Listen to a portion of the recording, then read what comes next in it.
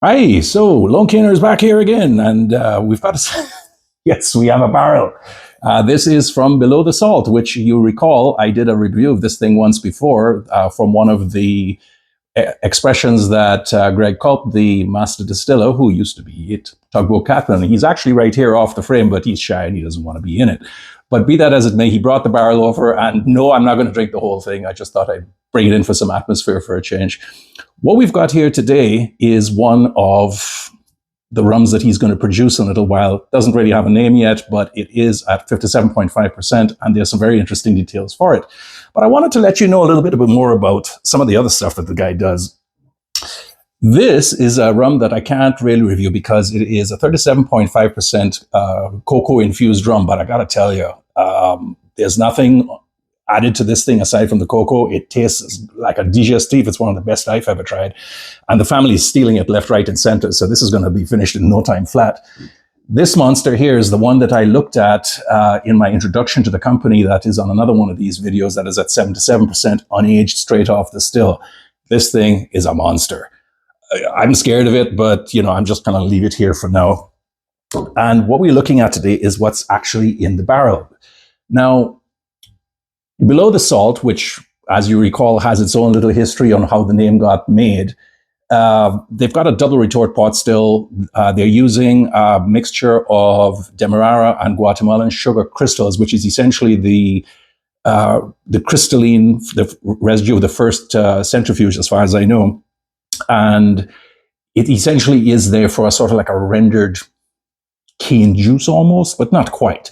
Right, the exact intricacies of it are too long for this video, but the important thing is that the resultant gets fermented for about 10 days or so with a proprietary yeast at high temperature, and then it goes through the double retort pot still. It comes out at a fairly high ABV, but it's been toned down for this particular barrel to about 57%. This is almost complete. It's been aged for about 10 days. It's a 40-liter barrel, and let me tell you, this thing is, for a young aged rum, it isn't bad at all. So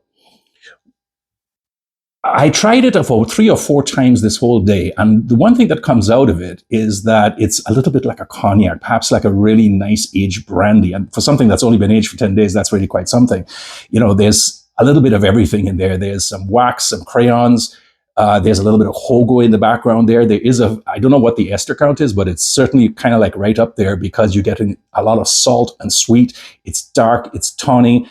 There's some oak in there. But what really puts this thing over the edge of being just another short-aged añejo or gold rum from the likes of Bacardi or wherever is the fact that there's this funkiness to it that's kind of tawny and sharp, and yet at the same time mellow and really, really interesting. It's like peaches, it's overripe oranges, it's peel, it's mangoes that have gone away too far, it's soursop, there's a little bit of salt, there's a little bit of sour, there's a little bit of sweet.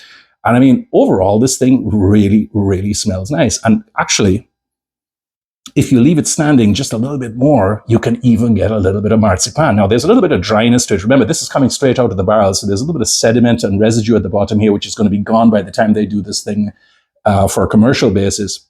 But when you taste it, it's actually really, really good. It's dry. That's the first thing that comes with it. It isn't actually bitchy or sharp, and it's not trying to claw your face off or do a leopard on your glottis or any nonsense like that. No, it's actually quite warm. It's spicy. It's got a whole lot of stuff going on in there.